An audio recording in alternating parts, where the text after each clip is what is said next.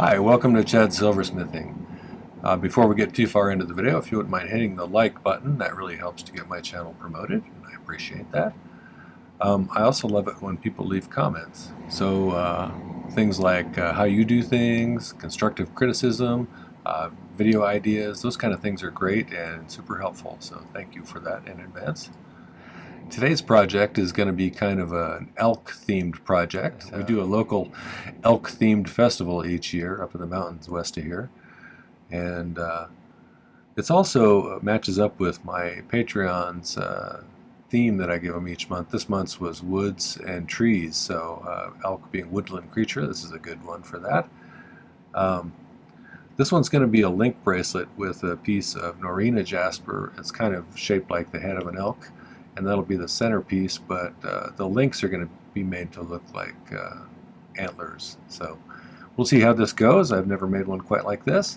Before we get started though, I wanted to thank a couple of groups of people. My patrons on Patreon are my core group of supporters, and I feel like I should be paying them sometimes because they're such a nice group of people with so much knowledge, and they are very willing to share that knowledge with each other and with me, and that's really nice. So thank you for that. Thank you for your financial support. I appreciate both things. My other group is my YouTube subscribers, and we just passed 14,100 subscribers, which is amazing. Thank you for signing up if you have, and if you haven't, I'd love it if you did. I really appreciate all of the kind comments in the comment section. I get really moving comments from people, and it's nice to hear those kinds of things, so thank you for that. Also, thank you for the super thanks and the buy me a coffee. Those help with the cost of materials as they've gone up significantly lately. So, all right, well, with those things being said, let's get started on this project. This is one of my design idea books, and you can get them on my merch store. And lately I've started on the newer models. I've started putting conversion charts on the back. This one has fractions of an inch to decimals to millimeters, and I find that useful since I'm using millimeters mostly anymore. It also has a great place inside of it on each page to sketch up your designs. So here's yesterday's. I did some tree earrings. Today I was experimenting drawing some different antlers that were kind of montages of pictures of antlers that I've seen in various places, and I settled on kind of this design right here. I'm going to make individual links, and I have a prototype. I did one just to kind of get a feel for how it's going to be. This hasn't been pickled obviously yet. So I made it out of 8-gauge half-round wire, and I filed each one to a point and then lined them up how I wanted and soldered them all together, and then added these kind of squarish rings so we can hook them together. I have a pretty piece of Norina jasper, which comes from Australia. I guess it's from pretty close to where mukaite comes from as well. It looks very similar to me, except that some of the colors are a little different. And that'll be kind of his head. I'll put a picture of the elk pendant I made a video about quite a while ago. I've made a few of those, and those are kind of popular, so if you want to check that out, check out that link up there. This will be kind of similar, except instead of mounting them onto the outside of a bezel for this, I'll be making links out of them. And this is going to be a lot more figurative than literal as far as elk go, because obviously his antlers are going to be pointing in a different direction slightly. So I am going to hook them to the back of the bezel, I think, of this stone. I think it'll look nicer if we do that. But I think it'll be kind of an interesting and fun bracelet. For the back of the bezel, I'm going to use 22 gauge, which is a little thicker than what I normally use, but I want it to be durable since it's a bracelet. And it's going to have some stuff attached to the back, so I want it to be relatively sturdy. For the bezel, I'm going to use 3/16 inch fine silver bezel, which translates to 4.76 millimeters. And it's 26 gauge, which is relatively thick, and it's 0.41 millimeters. I like it for bigger stones.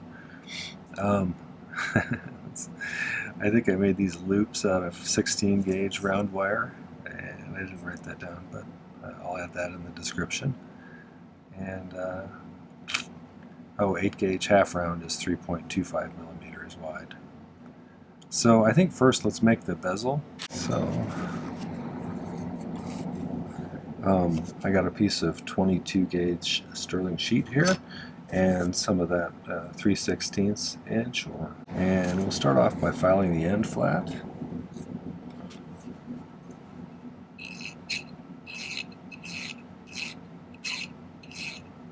Having one of those days where my words just aren't working very well, so we'll see how many mistakes I have to go cut out when I edit.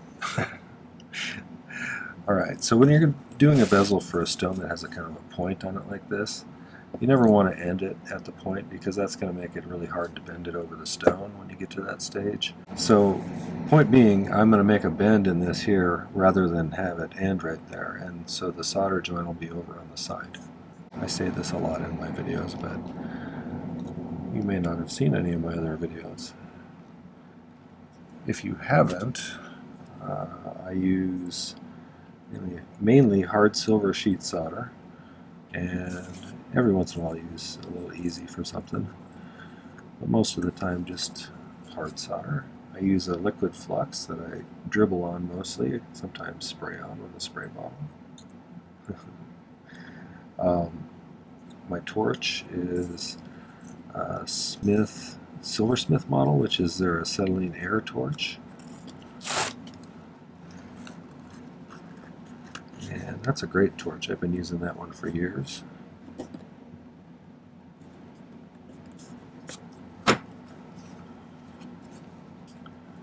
And let's see. I use a #1 tip. I get asked that very frequently.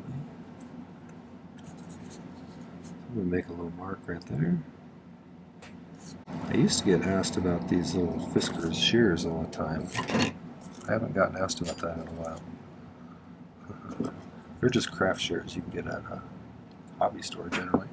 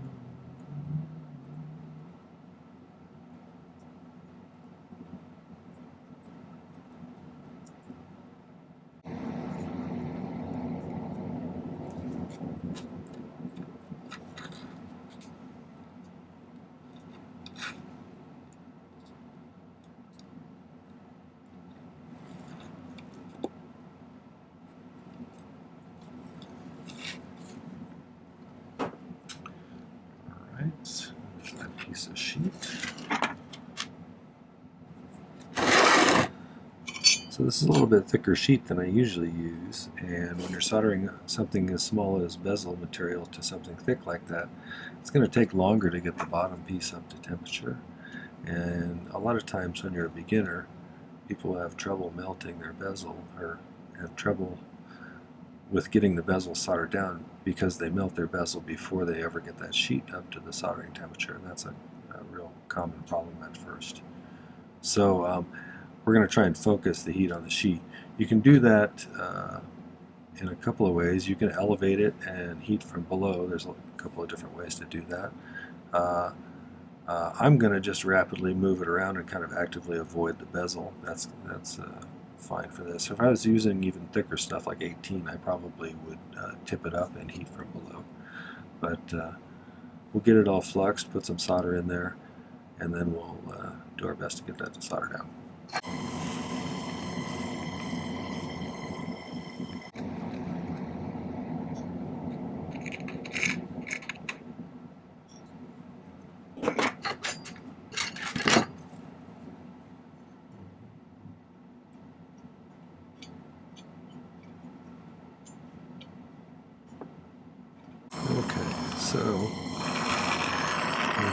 There's quite a bit of surface area in the middle of this one. Normally with bezels I go around the outside mostly, if they're smallish. In this one, see, if you don't, that'll stay a cool spot and prevent the whole thing from soldering well. So we got to get that bottom piece up to the 1450-ish degrees without melting that bezel first.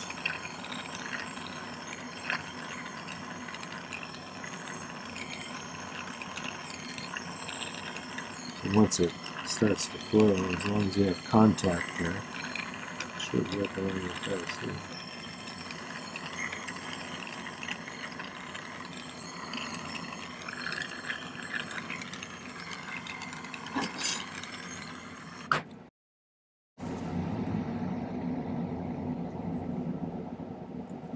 Just going to trim off the excess on this.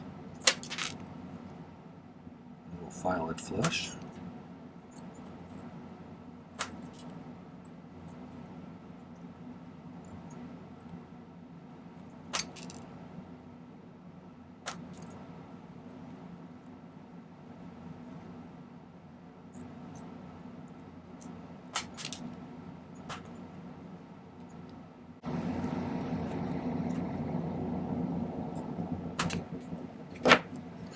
Then I'll just file it up a bit.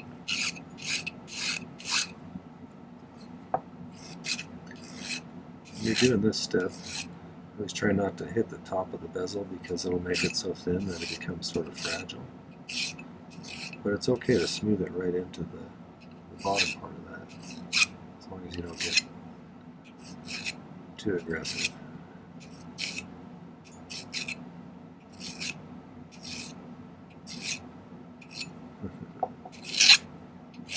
As long as you're not playing out that guy who cut you off in traffic while you're doing this, you should be fine. I actually find filing sort of relaxing.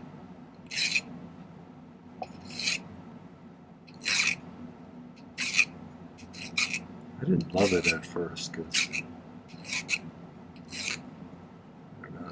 it takes a while to get good at filing, honestly.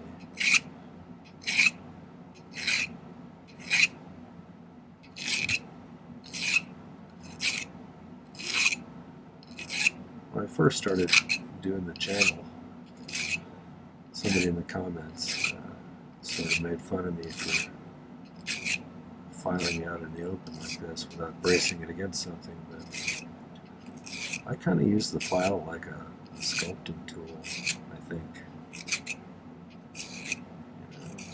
There are times when I brace whatever piece I'm working on against something to file it, if that's appropriate. Sometimes when I'm doing stuff like this, I feel like I have better control personally if I do it this way.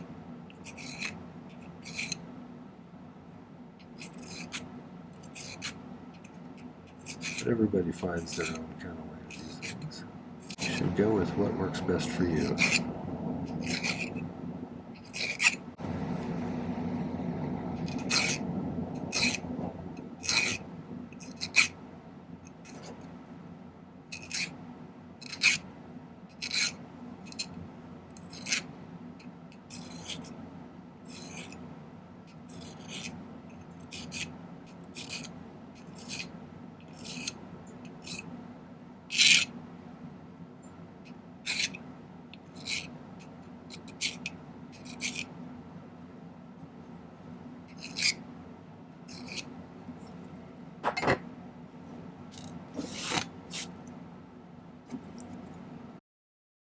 Okay, so now we need to start working on one of these antlers.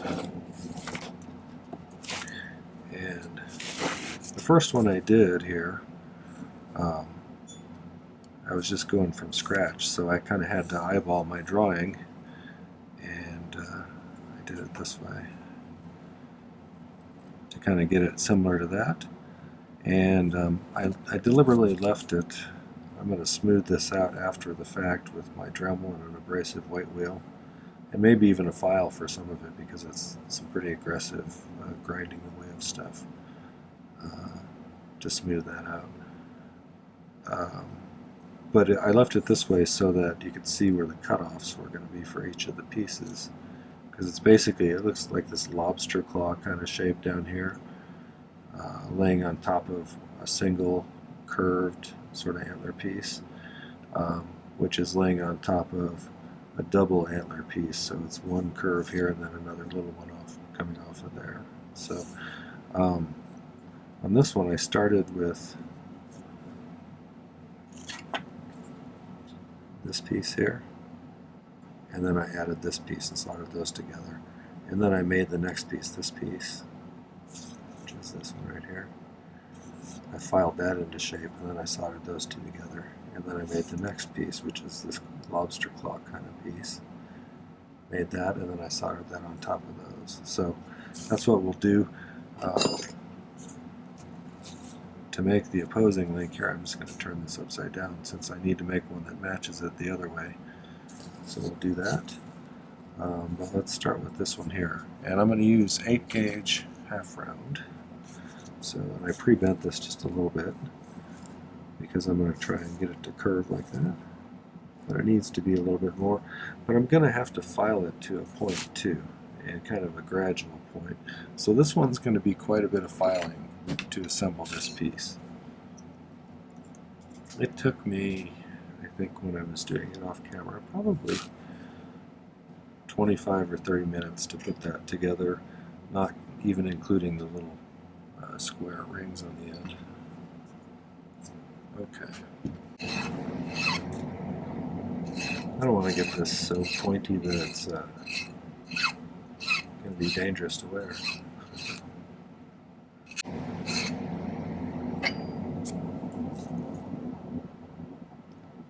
I'm sure I've mentioned this before, but when I've taught classes in the past, and especially beginning classes, and you have people doing, some basic filing,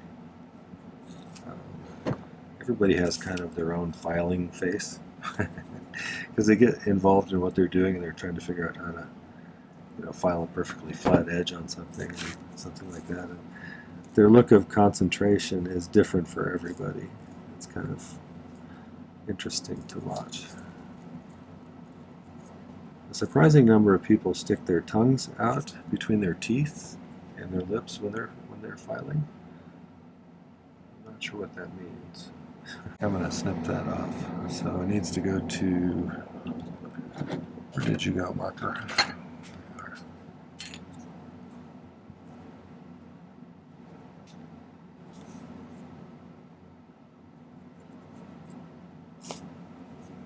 So normally I'd be using this kind of as a guide. I knew I wanted it to be behind this one, so I just had to go kind of up to about there. So we'll cut that off. And we may thin it out even a little further before we do that, though.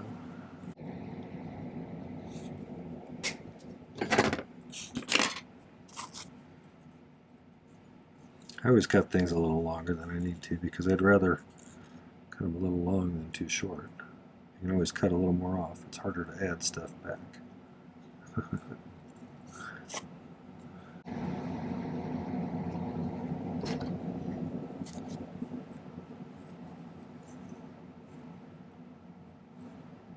Good enough, I think. So, and let's make a mark where this other one should come off. So if we have that right there, I have this other one branching off right about here. That's pretty close. So we'll need to file another one to kind of a point, and maybe even a little bit thinner than that one. We'll see.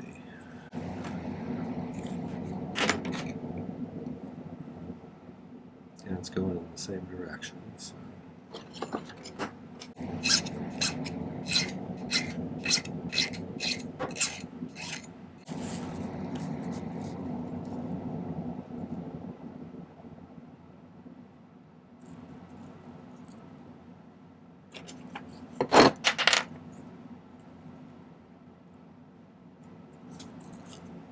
Kind of did that to get the angle. So I'm soldering these to pieces of, they're all half round, so, but where they come together, I want a good connection. I have to kind of file a slight angle from the bottom and, you know, upwards and inwards, so it lines up on the side a little bit.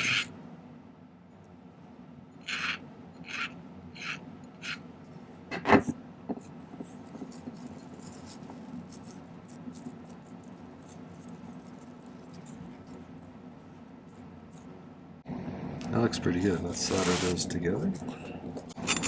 I do something called pick soldering a lot, which is where you pick up a little bit of solder on the end of a titanium or a tungsten soldering pick. This one's a titanium one. And it makes it super easy to put a piece of solder where you want it to go. And so if you've been doing this for a while but you've never tried it, it might be a good idea to try it. It's a particularly useful skill to me anyway.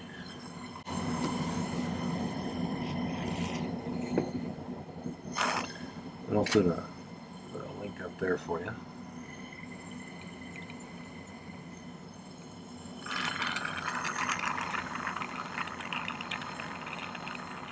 Trick is just getting it up to temperature before you plunk it in there.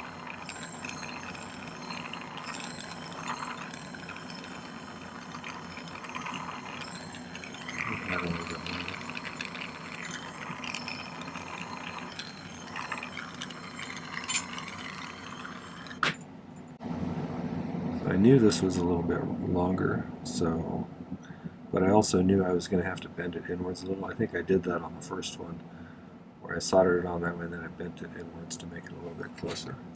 To do that, let's do this a little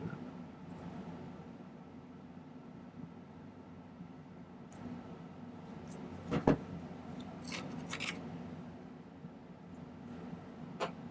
There we go. I want this to be a little bit shorter too. I kind of left that one too long.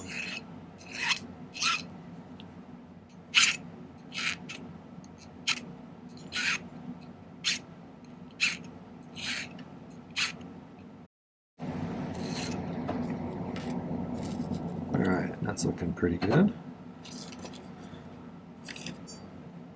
We got those two. Now we need to do this one that goes over here, so let's taper another piece of that 8 gauge half round. Same kind of deal. Need to taper it this way. Yes, opposite of that one. And we've already got a start on this one, looks like.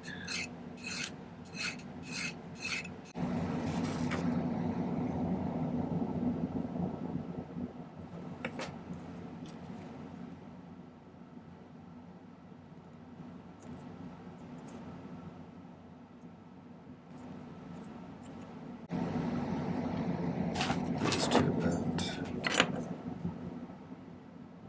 There.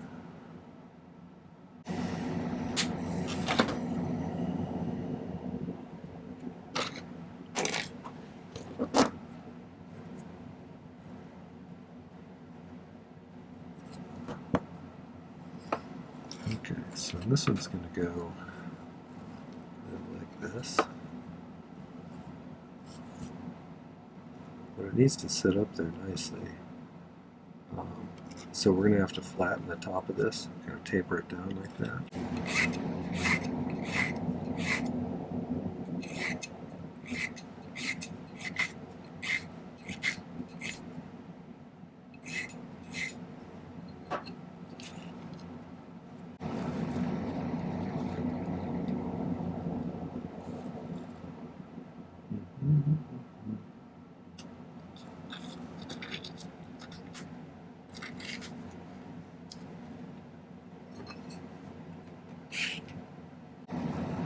I'm going to kind of compare it to the other one so I can get them relatively similar. That's pretty good. So let's solder these two together.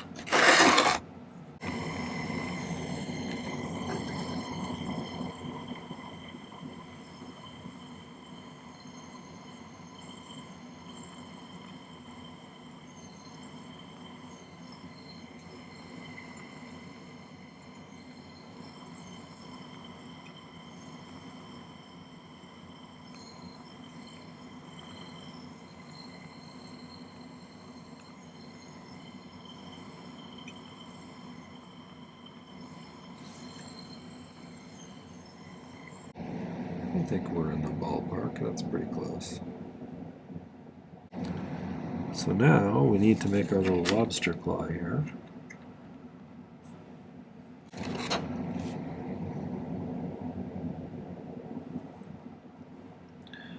I think for this bottom one, I have this little piece of slightly skinnier half round. I'm going to use that for the smaller one. I think that's 12 gauge. So the bigger one, use the same stuff. Okay, so I filed this down so it's relatively flat here. Kind of tapered it just like I did before.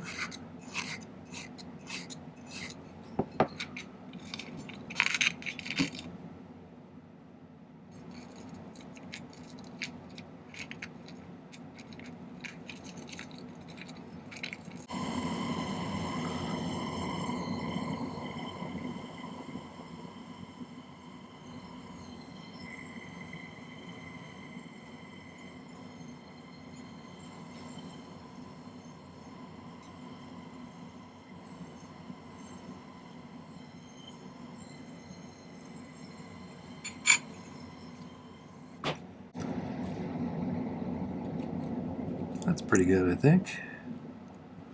I'll use my plastic hammer. Tap it downwards just a little. It flattens it out. Okay, so now I need to make some of those little square rings. And actually took some 16 gauge round wire and I wrapped it around this part of my bail making pliers. So I have a couple here that I soldered closed already.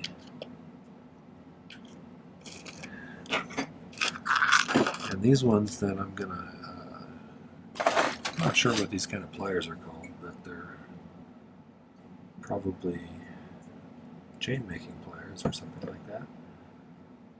These were given to me by a flying chef, who's a person who comments on my videos periodically. You can kind of stretch them out like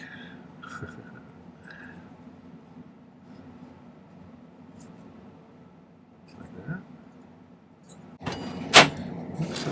Then I'm going to use my my chain nose pliers. We're going to kind of flatten these sides out a little bit just by squeezing.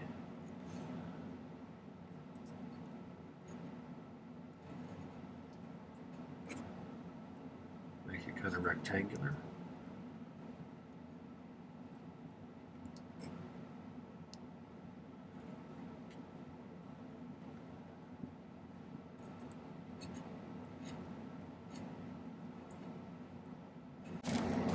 They're pretty good.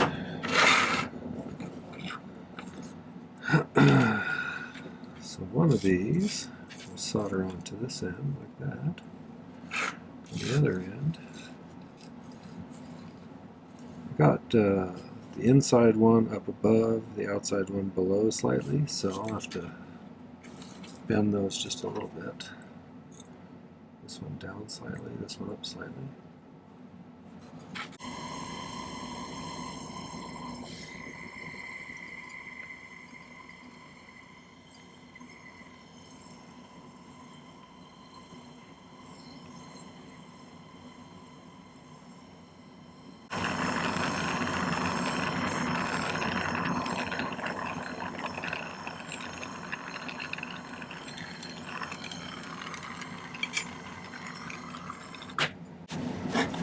Okay, so that's how I'm going to make each of these links. So I got 2 of them done, so I'll need to get 2 more done. So I'll be right back. I'm not going to make you watch me do the same thing, over and over again. Make sure these are pretty straight across from each other.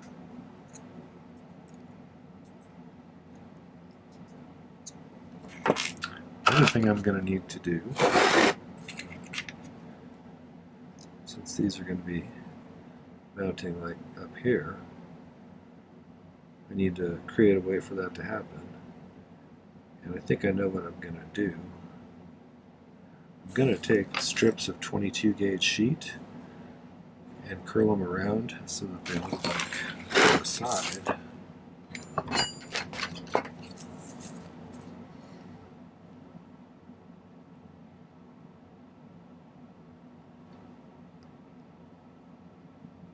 Probably didn't draw that very proportionally, but like that, and that way little square wires can go through like that and connect that way. And we can solder it or not depending upon what we feel like doing there. But I'm going to make these to connect all of these together as well.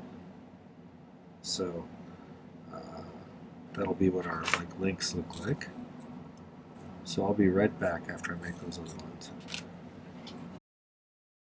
Okay, so I got those two. Okay, I made a bunch of these too for the links out of 22 gauge sheet. I just cut them a little longer than I thought I needed and curled it in until it was just about the right length, and I flattened one back out and used that as a gauge to how to measure these. So, and then for the back of this, I cut one a little bit longer, and I'm going to solder it right there. Okay, I did a number of things. I got these pickled up a little bit, and I made some of these strips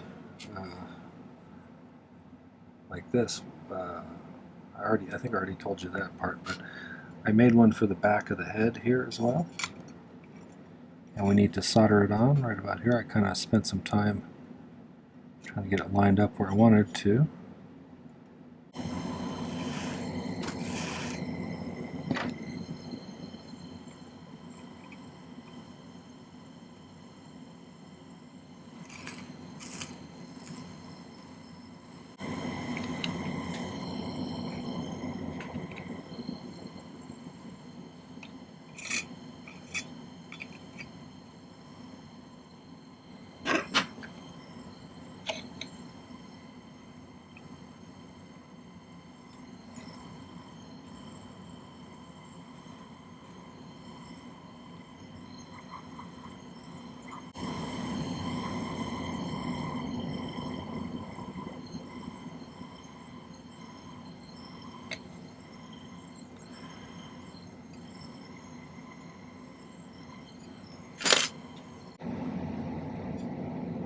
That's slightly better. Okay, one other thing I was thinking is I was going to angle these so that these pointed upwards just slightly. And so I'm going to open them up just a bit.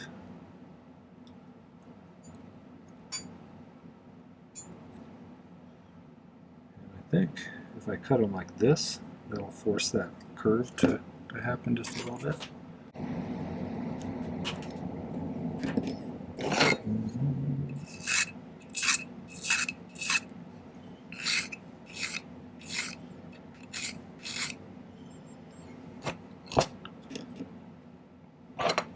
I think when I do these,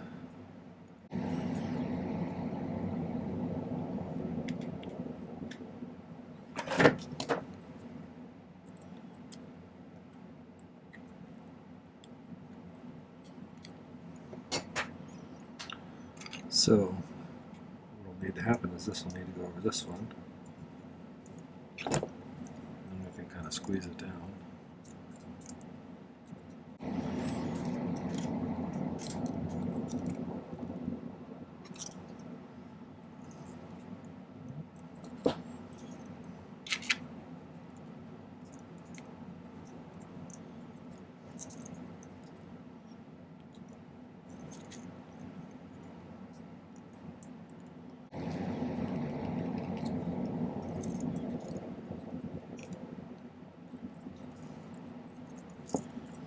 Okay, so that'll be like that. I think these other ones should be a little bit easier.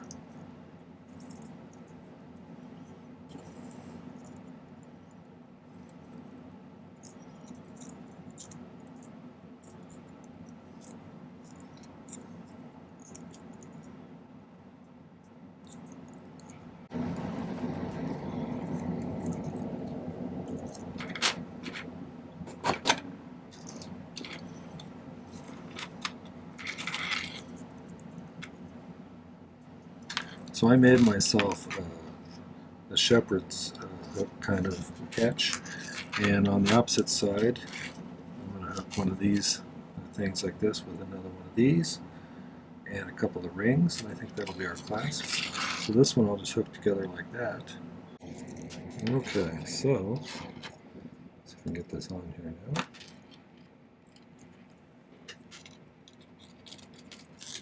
Just like that.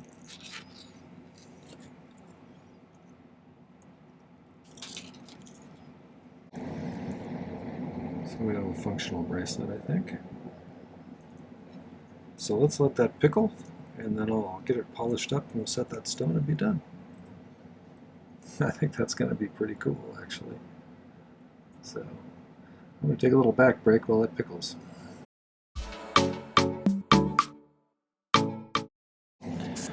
Okay, I've got everything done except for setting the stone here. I put a little backing, a bit of this uncorrugated cardboard. I do this a little differently than some. I use the flat side of my chain nose pliers as a pusher to kind of lay the bezel down, and then I use the rounded outer part to burnish it. So that's not the way that everybody does it, and that's fine.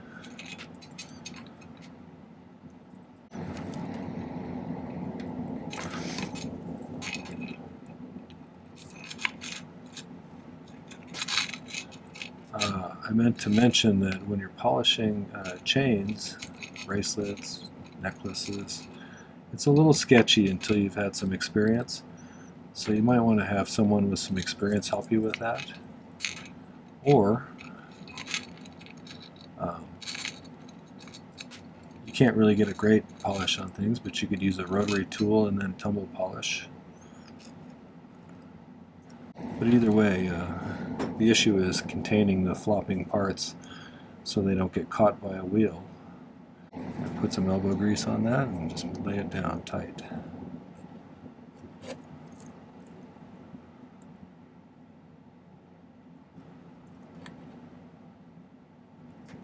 See what I was going for here. What I ended up with. And I think when that lays on the wrist, it'll be kind of like a sweater bracelet if you wear it like this. So I may do a little bending to make sure these points aren't pointing downwards. You don't want to poke your customer with the sharp points. So do a little reconfiguring of those. That one's a little dangerous. So I'll probably hit that with the Dremel just to smooth it out a bit. But yeah, I think we're done. I'll take some pictures and put them at the end. Okay, well that was the Antler link bracelet. I hope you enjoyed that one. If you did, make sure to hit the like button before you leave. And I would love it if you would check out some of my other videos on my channel page. I have 370 plus videos now. I do 3 per week, one on Tuesday, one on Thursday, and one on Saturday generally. So there's a lot of content there. There's almost certainly something else you'll find interesting. At least I hope so. And after you do that, make sure to subscribe to my channel. I'd love to have you as a subscriber. So last thing, check the video description down below for some important links. There's a link to my ebook if you want to check that out. It's a guide to 2023's videos. There's also a link to my merch store if you want to get yourself one of those nice design idea books or some other merch. There's even a link to my Patreon if you want to check out some details about that over there. I'd love to have you sign up for that as well. So thank you for coming. Take care. Happy silversmithing.